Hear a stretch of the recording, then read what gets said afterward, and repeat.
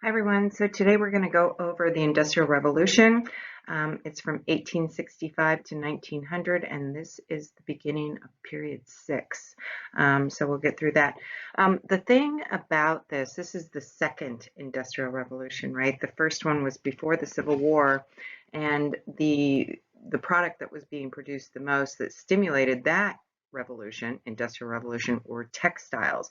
With this one, you're going to see that it's the railroad, but then that expands into other things as well. So let's go ahead and get started. Okay, so there's a couple of essential questions as we look at this. How did, first of all, well, on here it's industrialization increase the standard of living. Keep that one in mind. That's one of the effects. So as we look at the Industrial Revolution, we're going to go through what happened, but it's also important to note why did it happen and what were the effects on the American society as a result of this Industrial Revolution. So there's also another question. As this Industrial Revolution occurs, you're going to see that there's this big gap between a wealth gap between those people who are very, very wealthy and then those people who are the workers who are poor. And so people start to ask this question, who should control all of this wealth? Who should control the natural resources? Should it be the people themselves who did this, these creative entrepreneurs who amassed all this wealth? Should it be the workers? Should it be the government? And a lot of people are going to have different viewpoints, and therefore we're going to have, political consequences as well. All right, so this age is also known as the Gilded Age. Now, the term gilded itself means that you kind of gold plate something with like a gold leaf sort of metallic thing. So just because it's all shiny on the outside, it doesn't mean that underneath it's that great. So while we see all this wealth and things just seem great, underneath there are rumblings of people wanting reform. There's discontent. There's suffering, there's poverty, there's all sorts of different things. And then that's going to move into the next century when we're going to get the progressive movement where people seek to change things. The term Gilded Age began because Mark Twain used it in his book in 1873, which, by the way, was a time when we have a depression. All right, so if we look at the causes of the Industrial Revolution, there are quite a few listed here. But probably one of the greatest that they don't really talk about in your textbook is the fact of the Civil War. In the North, a lot of these manufacturing locations, these factories were shifted from producing textiles. Now they're producing clothes for soldiers, shoes for soldiers, weapons for soldiers, canteens, shovels, all sorts of things for the war effort. They also geared up to produce the railroad. And at this time, during the Civil War, Republicans controlled government, and so they push all of these things that had been debated for a long time, they push them through. Internal improvements, so they start to fund the railroad. They do the Homestead Act, so people start to move westward. So there's so many different things that occurred as a result of the Civil War that were going to contribute to this rapid industrialization. But here are some other things. The United States is blessed with abundant natural resources. They're going to need the iron ore. There's coal. Coal's very important for the Industrial Revolution. All of these different things that are here in the United States that were used to fuel it. You had an abundance of workers, both skilled and unskilled. And that the Industrial Revolution attracted a lot of immigrants to the United States, and they go to our northern cities. And so here that's going to amass even more workers. So they're drawn here, which is good for industry, but it also increases our population. And urbanization. So cities are growing, our population is growing, but mostly this is in the north. So our population increases, and when that does, then the market increases. So all of these people are going to need all of these goods, so that requires more production. Right? There's also an abundance of capital. Capital is wealth, and probably the person who controls most of it is a man by the name of J.P. Morgan. And so we'll be talking about him. There's also all these new technological advances. People are discovering new things. So you're going to get the light bulb. So we're going to get electricity. You're going to get movie theaters. You're going to get modern conveniences at home that are run on electricity, and therefore you have to produce that. So that's going to stimulate more growth. So all of these things that are being invented have to be produced in factories. The factories turn it out. They have jobs. These people with jobs have more money. They're buying these consumer products. So it's just going to stimulate the economy, and that's going to cause this second industrial revolution. Aside from that, with all these advances, they come because we have these great creative people here who are just brilliant inventors. Thomas Edison and others, right, who invent all of these things. Also, the government is willing not only to allow sort of free enterprise and capitalism to occur, but also they assist in the Industrial Revolution by providing money and land. So this is called subsidies to businesses, specifically the railroads. All this land was given to the railroads to build out west, because we're going to get the Transcontinental Railroad. This is another bill that was passed by the Republicans in Congress during the Civil War. So all of these things combined, and number 7, I already hit upon, talented group of business entrepreneurs, inventors, advisors. Everything just culminated. At the end, this is going to create the wealthiest country in the world, going to be very, very powerful.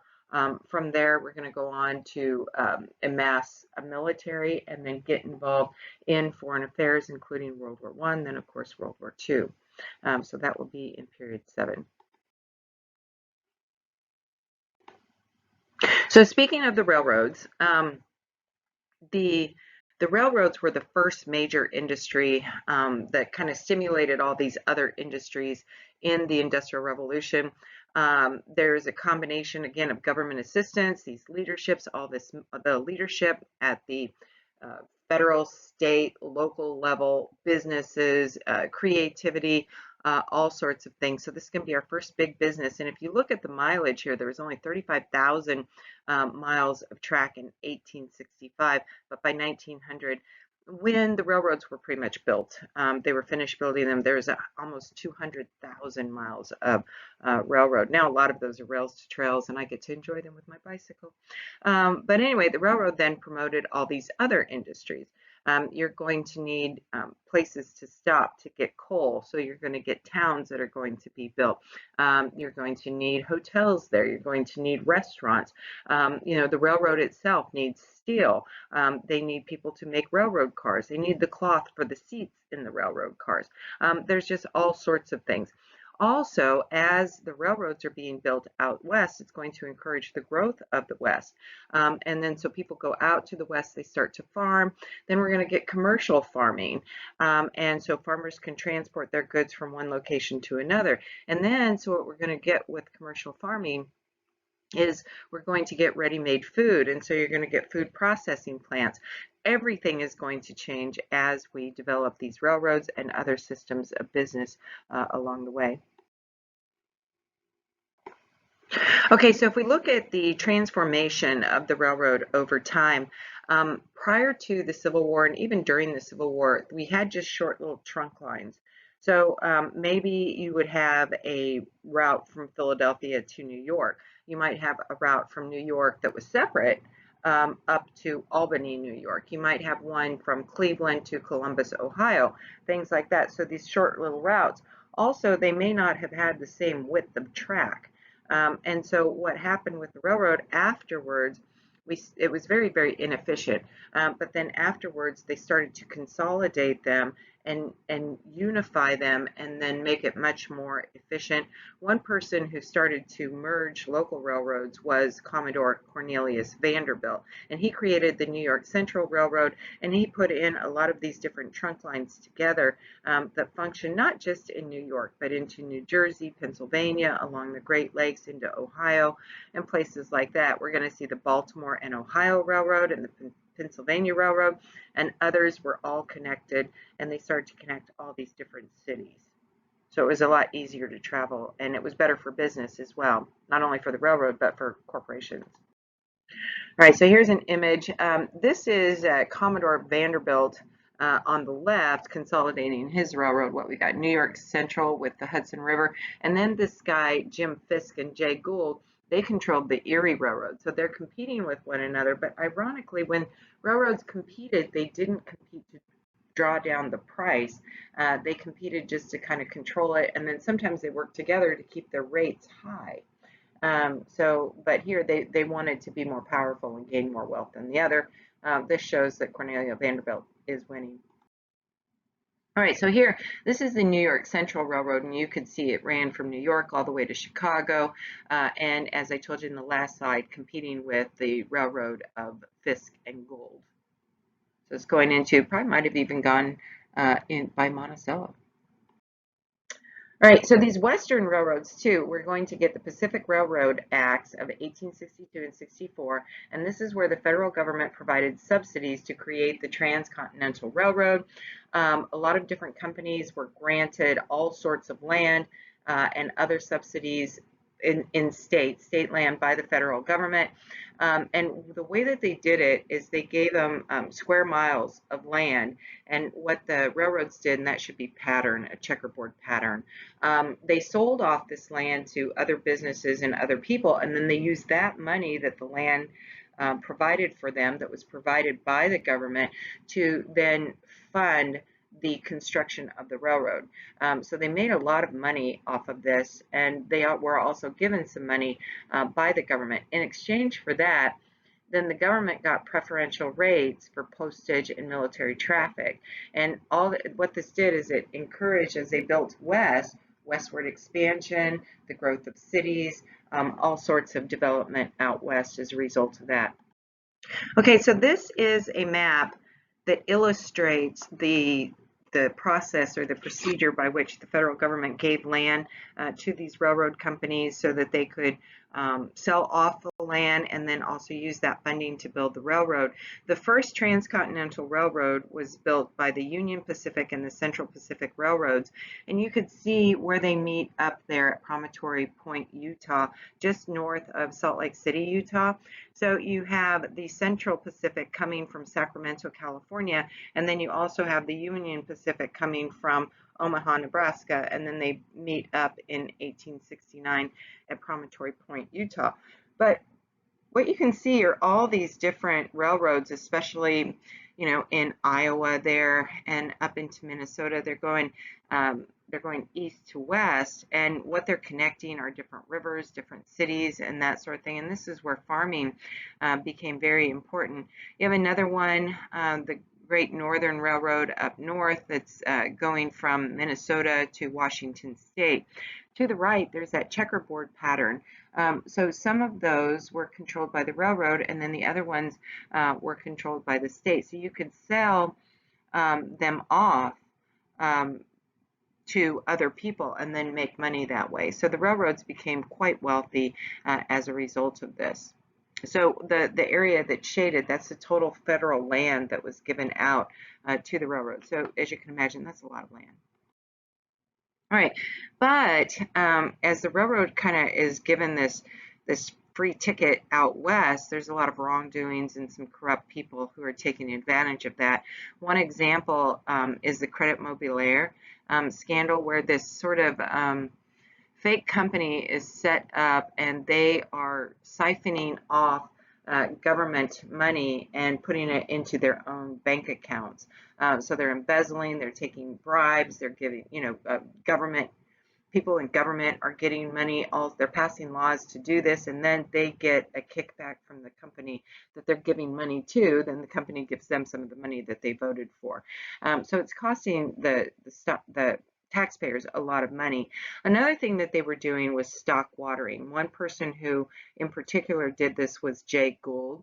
What they would do is they would inflate the value of their corporate assets and then sell their stock, but the stock wasn't worth what they said that it was. So you might invest all of this money in a company that isn't worth your investment.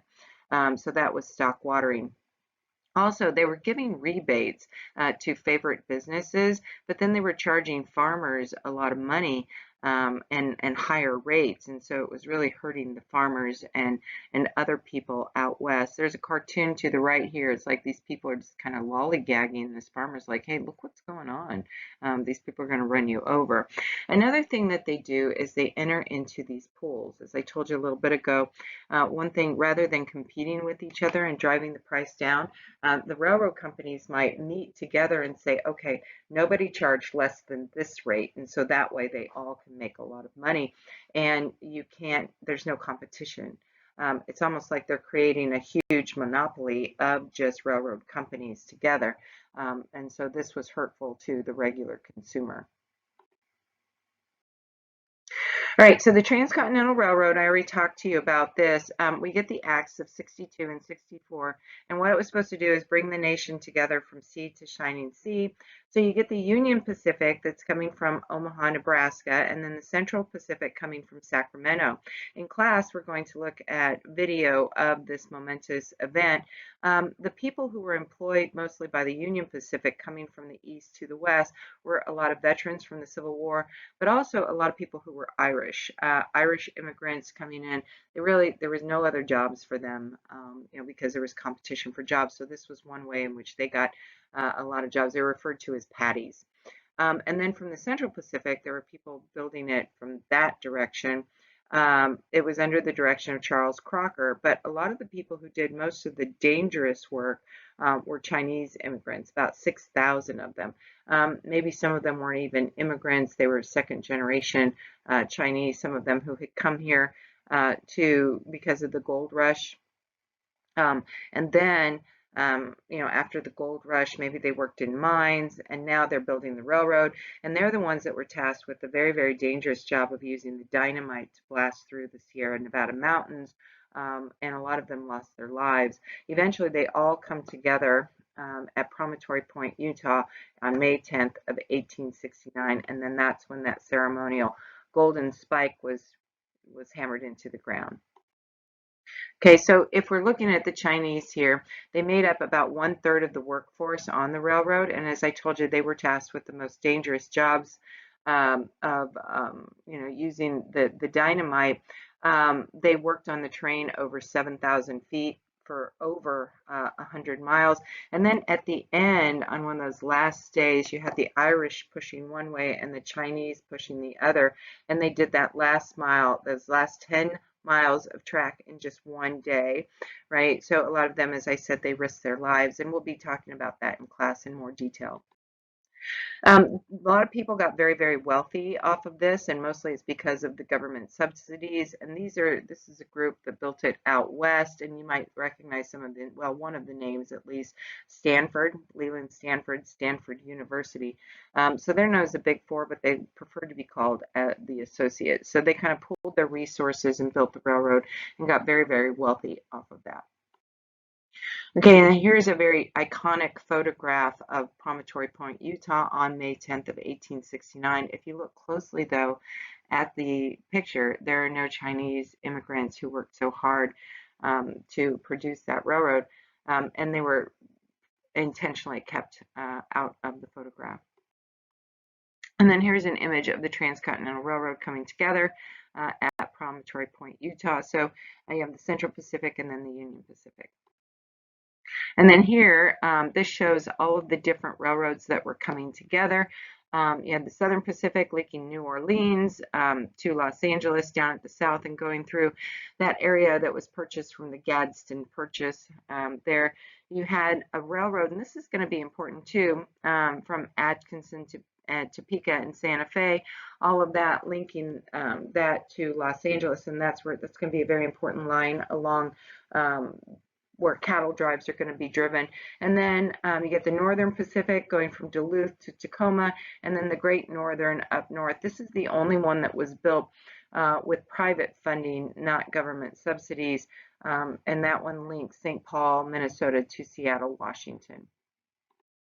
Okay, so this slide here, it talks about some of those business practices that I was referring to previously that railroad companies were using to basically make more of a profit, and they were pretty unscrupulous. The stock watering with Jay Gould and the Erie Canal, this is the one that is discussed in this political cartoon right here. That is Gould down there, and this is, I'm not sure which Vanderbilt. I don't think that it was the first one. I think that it was the Sun.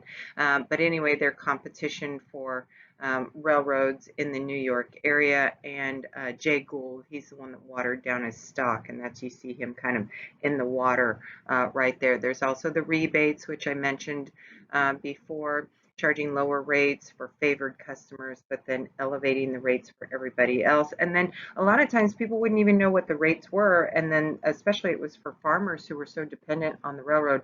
This was very, very harmful. And you're going to see that farmers are going to want to come together and seek political action later on. And that's going to form the Farmers Alliance, and then we're going to get the Populist Party that's going to emerge as a result of that. There are also the pools. This is when they pooled together to keep the rates at a certain level so that they didn't compete and then drive the prices down. So there's really no competition. There were also interlocking directorates, and the person who was really good at that was J.P. Morgan. So you have people on the board of directors of various companies, and so they all control the same thing to your own benefit. So they did all of these things to just amass a great amount of wealth, and then it hurt the average consumer. So people are going to start screaming, hey, you need to regulate this railroad. And so the government starts to do that, and then the government starts to get involved in business, as you're going to see. At a very limited basis, though, at this point. All right, so as far as the railroad and consolidations go, there was a big panic. This was the greatest depression that we had had up to that time in our nation's history. This was the Panic of 1893, where about 25% of the railroads went bankrupt. And that includes the big ones: Central Pacific, Union Pacific, the Atchison, Topeka, Santa Fe, all of them, because there was overbuilding, over speculation. They did this, but then there wasn't enough business for it.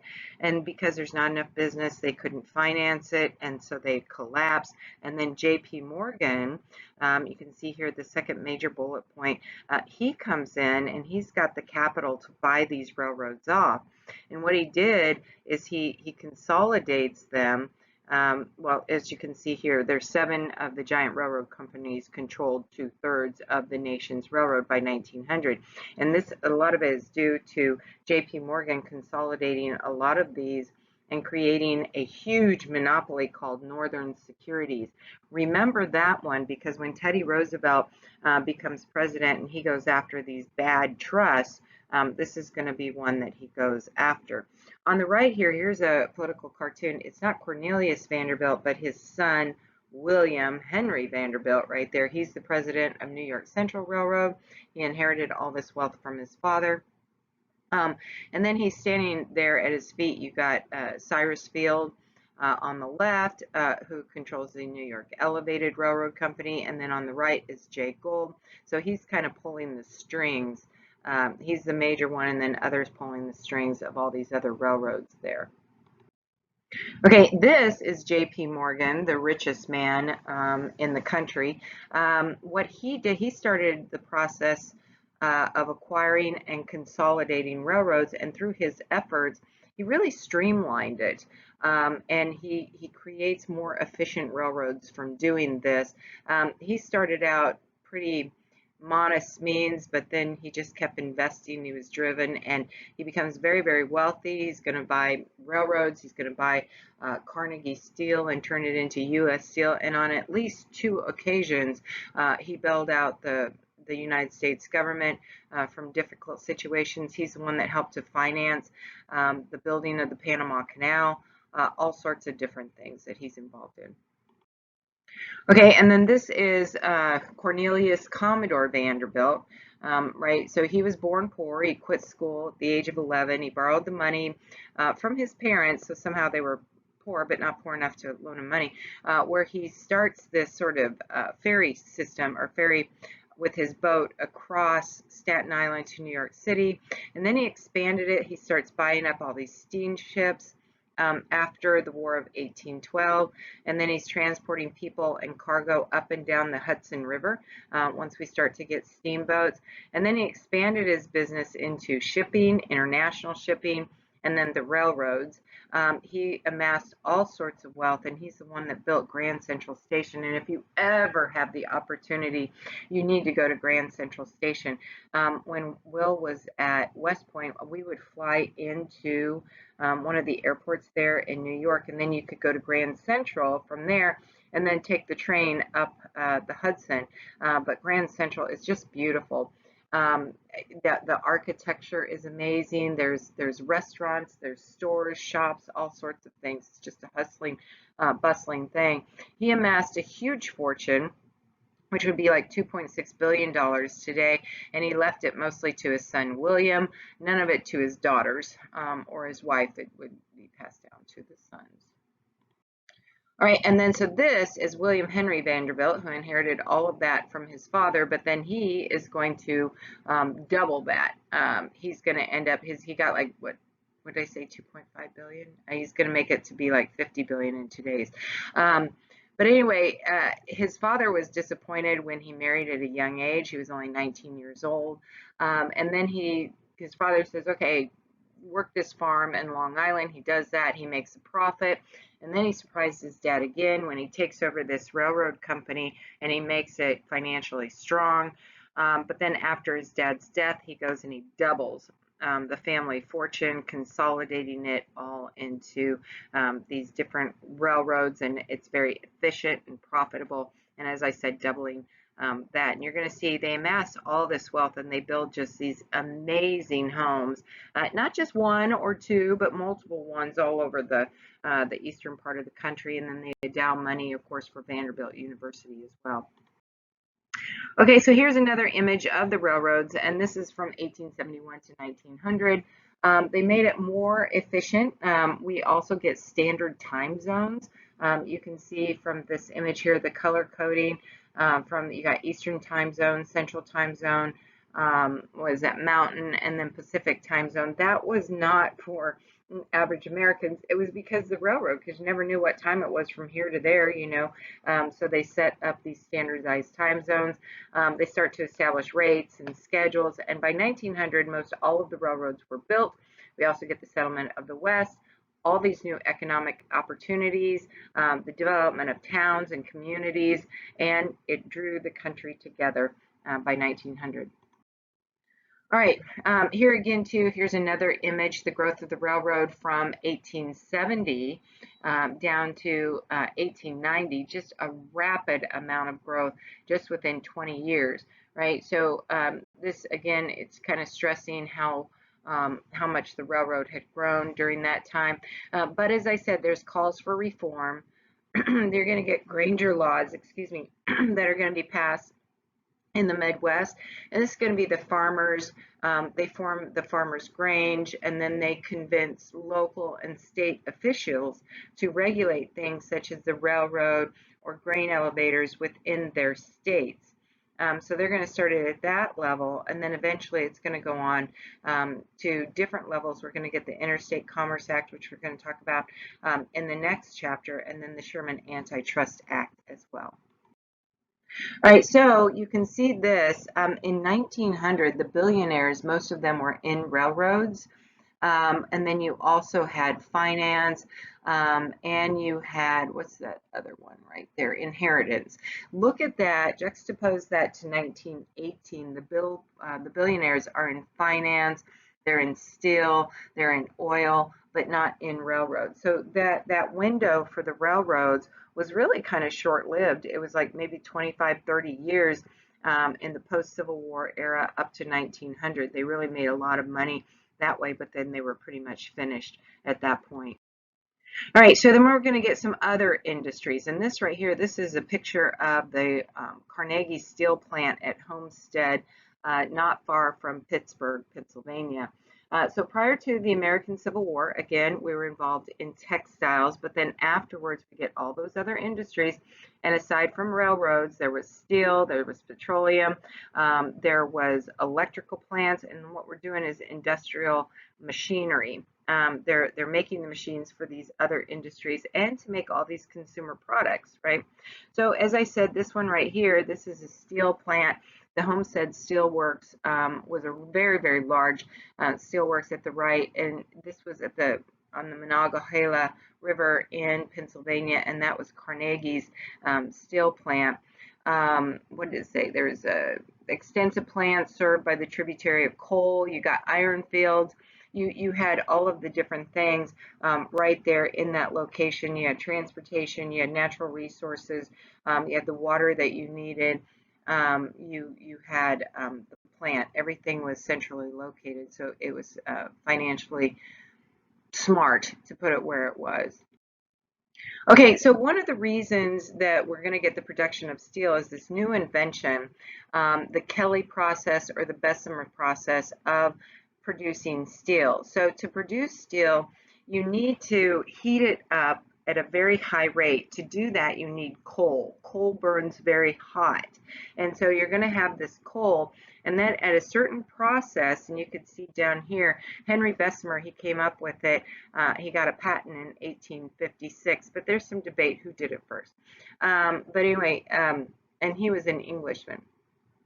William Kelly, it's believed, invented it here. But anyway, you do this production, you heat it up at a certain rate, and then you blast some air through it, which will get rid of all of the impurities, so you have a much harder, better product of steel. So this production took place in the Midwest, and it was very beneficial to do that because up in Minnesota, there was the Mesabi Range where there was vast reserves of iron ore which was needed to produce it. So you got everything, a new process, you got the natural resources, and then you got the capital of people like Andrew Carnegie. Okay, so here you see steel production is really going to rise. The steel was used to make the railroads, right? The lines going out, but also now we're going to start to make skyscrapers where buildings are going to start going up. You can make them with bridges. You can do all sorts of things with the steel now. All right, so the person who becomes very, very wealthy as a result of this is Andrew Carnegie. He is a Scottish immigrant. He comes on over very, very poor, right? And he gets a job, and he just does a really good job, and he becomes the superintendent of the Pennsylvania Railroad right then. Then he started producing steel in Pittsburgh, and he beat out his competition he's very, very frugal on saving money, and then he could invest it in other things. He also used the most modern technology, and he developed what's known as vertical integration. Not only did you own the steel plant and other steel plants, but then you also go and own the transportation link that is going to connect you to the natural resources. You're also going to own the natural resources, so you're going to buy up, an area where you can extract the iron ore. You're going to have the steel plant. You're going to have the steamships. You're going to have the railroads. You're going to have everything. So this is vertical integration.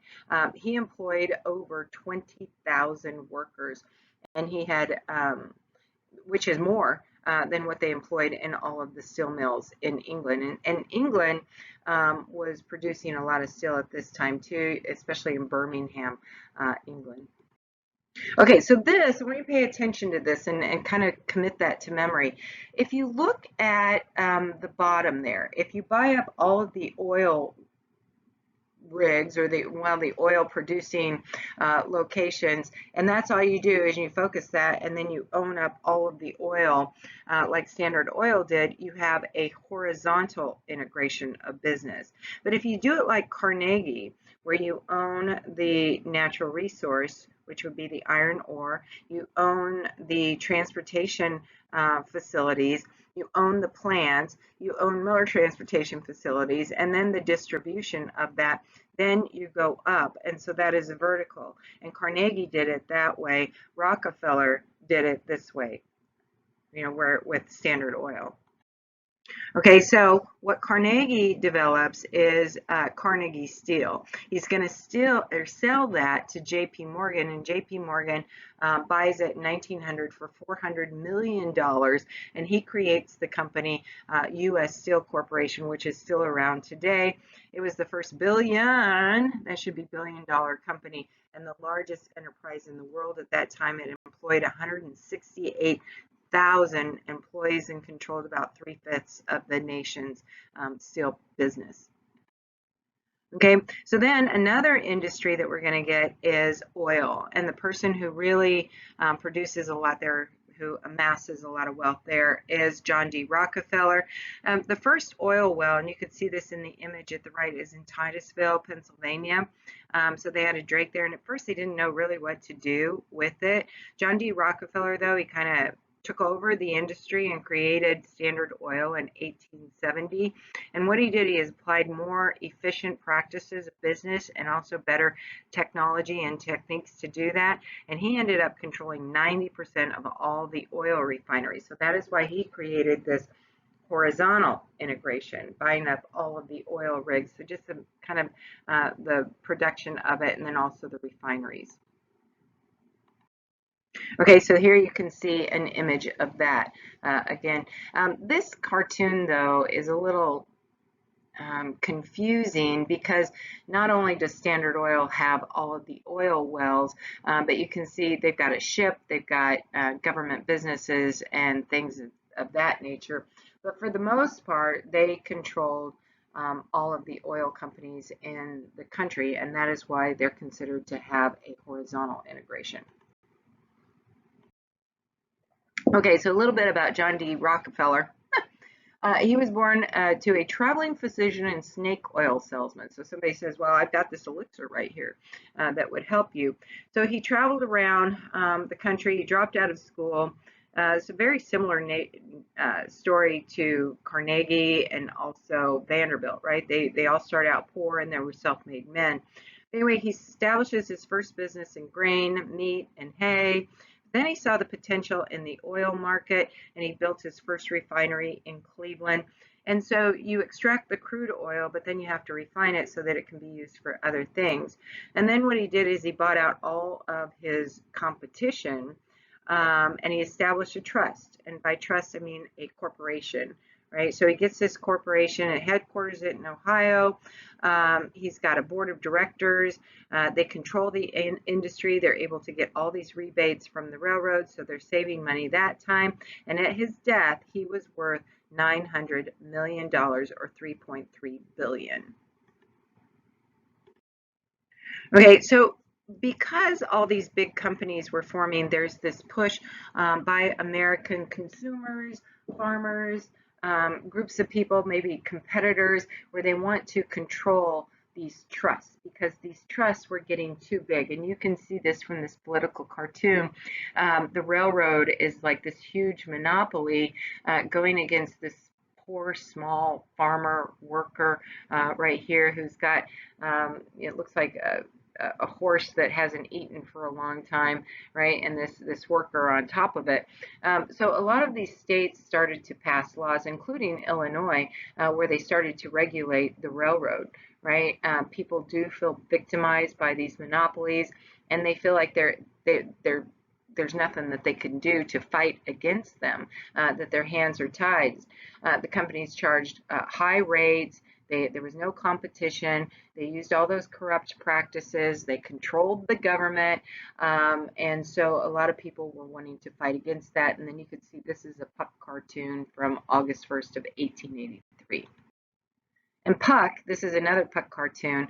Puck was a magazine at the time. So these cartoonists, Thomas Nash, he was the one that really changed political cartoons and made them political. And then after that, other people started to do the same thing. But anyway, here's a cartoon, and you could see these big trusts in the back, right? The copper trust, the steel trust, all of them.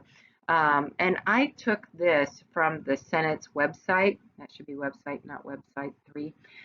It's frequently produced cartoon, a strong staple of textbooks and studies of Congress, which is true.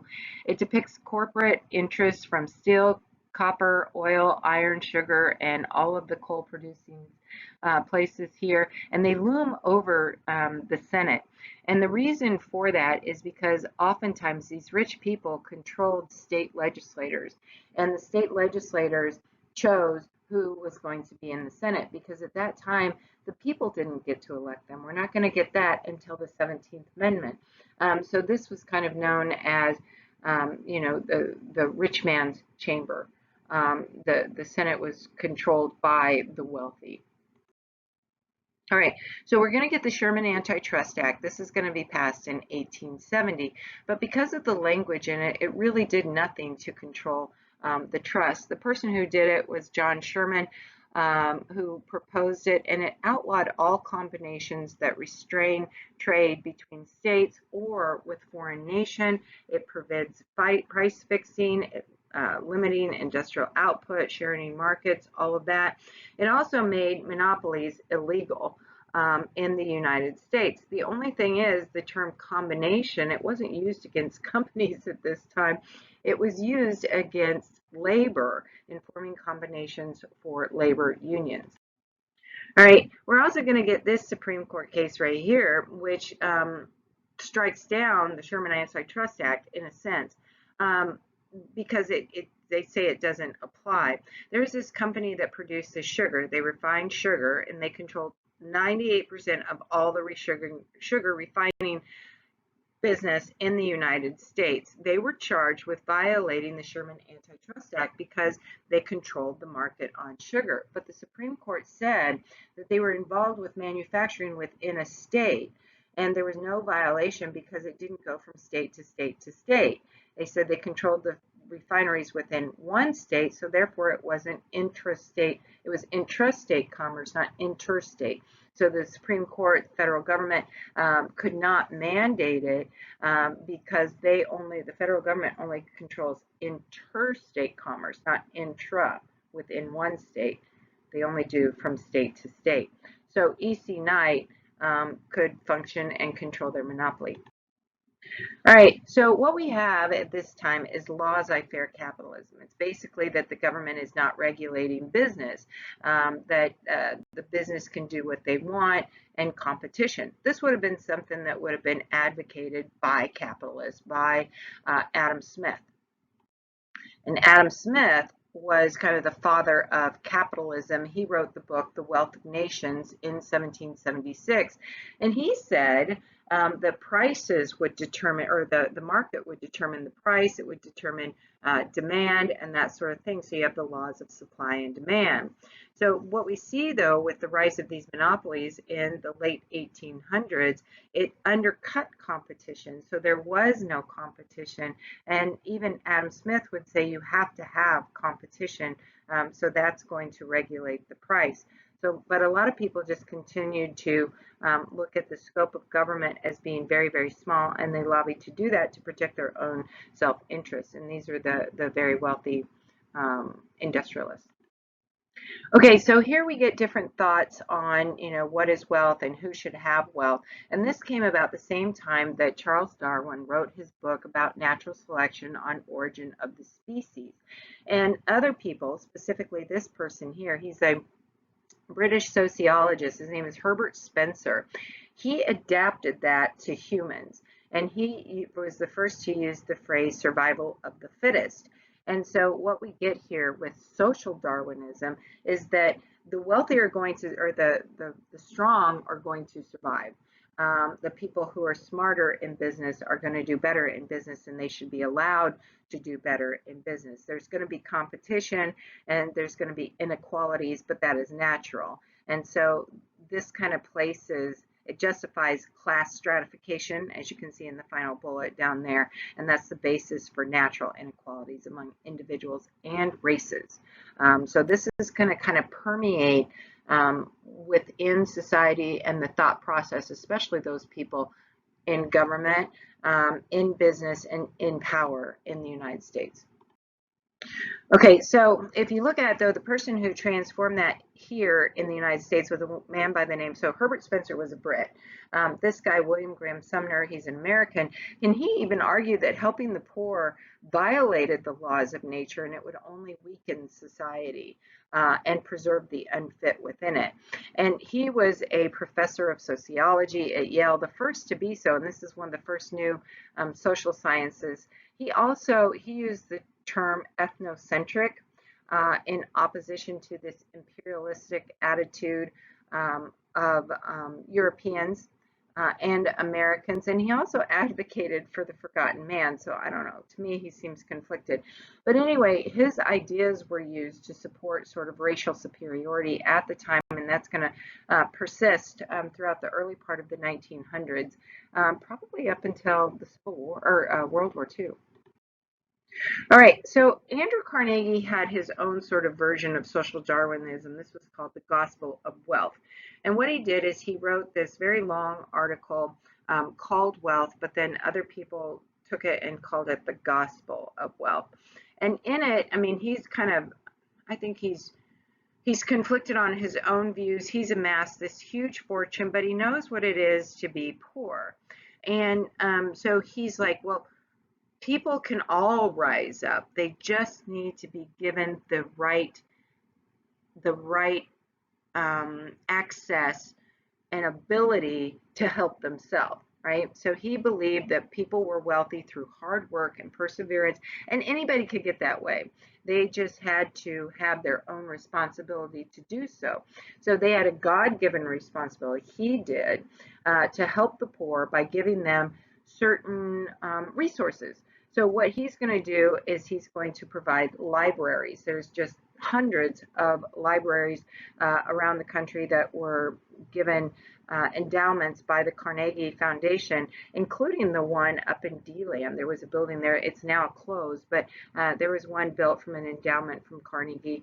Then there was a Carnegie Library. So he said it would be a shame for any rich man to die with his money or to give it off as an inheritance. As a matter of fact, he left some money to his wife and daughter, but they ended up having to sell their home and live pretty modestly in comparison to what they had while he was alive. He spent most of his lives after he sold Carnegie Steel. He spent most of his time trying to give away this money to different things. He met with Booker T. Washington, gave money to the Tuskegee Institute, things like that. So giving it away, and he believed that that's what people should do. But you don't give it directly to the poor. You will be assigned to read Wealth, and you'll see what his ideas were. There's also this guy, Reverend Russell Conwell, and he was a preacher, and he said it was your duty, your Christian duty, to become wealthy. And if you were wealthy, it was a sign that God approved of you, right? So he would give all of these lectures arguing for that, and his lectures were known as Acres of Diamonds. All right, so this is the fun part. A lot of new technological advances are going to be seen at this time. And then when you get an invention like the light bulb, then you have to have a factory that creates the light bulb. And then you have to have people working in that factory. And then those people who work in the factory producing the light bulb have money so they can buy light bulbs and all these other things that are being produced in other factories. So this is why all these inventions are very, very important. So we get changes in communication. If you look at this right here, we're going to get the telegraph, of course, by Samuel Morse, and we kind of played with that in class. So that becomes a standard part of living since the Civil War and communication, right? And up at the top, there's an image of this transatlantic cable.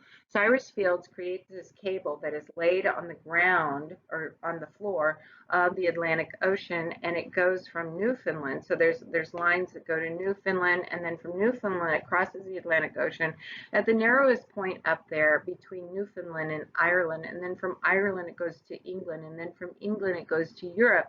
And so there's this transcontinental cable. I know when I was living in Germany in the early 1980s, I would call my parents, and our communication went via another cable, probably not this one, and we would talk on that. Now, of course, it's satellites, but at the time it was very important to have this cable. Here is a telegraph, original one right there. It's in wood, not like the one I have in the classroom. And at the bottom, you can't see it, but a man is talking into a telephone because the first telephone is going to be developed by Alexander Graham Bell in 1876. All right, so we're going to get this huge number of increase of all these patents. Americans are very, very creative, and they come up with all of these new inventions, and it's very exciting. But it's also going on in other places too, in France specifically. Okay, so we're going to get the typewriter in 1867. I could talk long about this one. That doesn't look much different than the one I learned how to type on in high school. And then we had typewriters like this in the Army, and you would use them out in the field. And I remember I was in AIT, and my ribbon got stuck up there, and I'm pulling to try to take the lid off of the typewriter so I could fix my ribbon, and it was a time test, and I'm pulling, and I hit myself in the head, and I had to have like 2 stitches. Blood was like gushing everywhere. But this is a typewriter. This right here is a cash register. It was invented in 1879. I'm not as impressed with the functioning of the register as much as I am the wood and the craftsmanship of creating this. That is quarter sawn oak, and it's just amazing how that was made. I don't know how they would have done that without modern like shop equipment. But anyway, and then this is a calculating machine. This is 1887. Similar to that, this is an adding machine. This is 1898. And then this is a camera, Eastman Kodak camera. And this one, the film was in it. And so you take pictures and then you have to send that in for the film to be developed. And then you would get your roll. The roll was in there. It was flexible film. The camera was sent in and then it was sent back with processed film. So that was Eastman Kodak that did that. And then we get kind of like the fountain pen, right? Because otherwise people used to have to stick their ink in and then write that way. This way the ink is in the pen and it kind of came out like a fountain. Right? And then of course there's the light bulb. Now, Thomas Edison didn't invent the light bulb. He just invented a better light bulb, right? The filament that would burn longer. So he was born very poor in a Midwestern farmer family in Ohio. And then during the Civil War, he was a telegraph operator in Michigan, not for the war effort, but just in Michigan. And he's going to just kind of tinker around with all sorts of things. And he's going to get his first patent, I think, in like I don't know when, 1869. And then he establishes a research facility. And this was unknown at the time because what you're going to do is you're just going to employ all these people and you're going to work on these different things, trying to develop stuff. So this was a new concept that other people kind of pick up on. Because of this and because of where his laboratory was at Menlo Park in New Jersey, he becomes known as the Wizard of Menlo Park. He received over 1,000 different patents, right, including the light bulb, the mimeograph machine, and early motion pictures. Right, so this is the Edison bulb. We still today, you can go now, these are really popular, the look of the bulb. A lot of people want to have that because it looks much more attractive than sort of the more modern light bulbs that we see. So this is the phonograph, and we'll watch a little video on this in class and how this worked. But basically, it was a cylinder like this, and as it ran along, then it would play sound. The sound would somehow come out and be, I don't know, you could listen to what was previously recorded. I don't know how it works, but we'll watch the video and it will explain it to you. And then this will be fun in class. We're going to watch a few different films, some of the early films. Edison received a patent for the kinetoscope or kinetograph in 1891. A lot of the first work was done, though, by the Lumiere brothers in France. They were cinematographers, and so they did that. We're also going to get, though, the person who did a lot of the work on this was a man by the name of William Kennedy, Laurie Dixon, I don't know. They worked within Menlo Park to develop this, but it's really fun to look at some of these first films. And people used to pay like a nickel at these amusement parks in Nickelodeon to watch one of these short films, and they were fascinated by them. Right, and then we get George Westinghouse too. He started to tinker around with electricity. He served in the Union Army, dropped out of college a month or so before entering and receiving his first patent for rotary steam engine. He created a lot of different inventions for railroad safety, including brake systems and signaling devices. And then he ended up with about 350 patents of his own. But he's most known, of course, for electricity, the alternating current as opposed to the direct current. And he founded his own electric company, Westinghouse. And a lot of people were investing in it. Most people were investing in Thomas Edison's direct current right? And that was his biggest competitor. But this, his alternating current, just transformed society because it electrified all sorts of different things. I was watching a video, Heinz Ketchup. They were the first to put electricity into their plant so that they could have lighting in there. And then you're going to get cities that have street lights and businesses, and they start to stay open. And so it transformed human beings too, because now people are getting less sleep than what they used to. We're also going to get new marketing techniques. The first department store is going to be Macy's, right? So they're going to start emerge. This is going to be in New York, and this is the first Macy's there. And then in Chicago, we're going to get Marshall Field's. There's also going to be chain stores, Woolworths, Five and Dimes, and then there's going to be mail order catalogs. So now that all these new consumer goods are being produced, ready-made clothing, shoes, all these different things that you can go and buy, they're going to have places where you can go and buy them, and then people are going to have to work there, and then you go shop there. So what we're doing, we've transformed from being this agrarian society. People are moving to the cities, and you've got a division of labor. Some people are producing things, other people are selling these things, and then people are buying these things, and you're producing all these other different things. So now we've become this industrialized society, and there's fewer and fewer farmers and fewer people in rural areas. Right, and there's also a change and a shift in the packaging of it. Kellogg and Post. Kellogg produced this cereal at a hospital where people would go to recover for different things. And one guy that was there recovering was a guy by the name of Post. Post steals Kellogg's sort of cereal that they had there, and he starts to market it, and he starts making all this money by selling it. And then Kellogg is like, well, I guess we're going to have to do that too. And they come up with a flake, like a frosted flake. And so they start competing with one another. But then you package it and then you sell it in stores and that sort of thing. You also get ready-made food in cans, right? And so there's mass production of vegetable products and fruit products and grain products and all of this. And so now you have to advertise that. So you're getting advertising for food products. Also, there's ready-made clothing, but people don't want you to just wear this year's style. So now we start to see fashion becomes more and more commonplace, right? And so styles change over time. And then what we get is people have more leisure time, and shopping becomes a favorite pastime. We're going to get amusement parks. We're going to get all sorts of changes to American society at this time.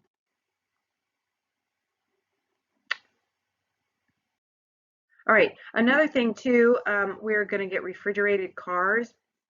And so this is going to come at a time too where we're going to get these long cattle drives from Texas up to locations, and then beef cattle are taken to slaughterhouses and packing places, and then we're going to get refrigerated cars which can transport this food where it's going to be fresh, and so it's going to change American diet too. This is known as the era of cheap beef because it's so readily available, and then the animal byproducts from that are going to be used to make soaps and fertilizer, glue, all sorts of different things. All right, so let's look at the impact on society from this. I've kind of been hitting at it, so we'll go through some other aspects of it. Sorry, I'm having difficulty because my cursor's not working. All right, so there's this huge concentration of wealth in a small portion of the American society. 10% of the richest Americans by 1890 control 90% of the nation's wealth, and they live very lavish, elaborate lifestyles. They have parties that are just so expensive, and then they have these huge mansions. Probably one of the best known is this one here. It continues to be owned by the Vanderbilts. It is in Asheville, North Carolina, and this, of course, is the Biltmore Estate. You can go and tour it. They have weddings there, and I think a winery, all sorts of things.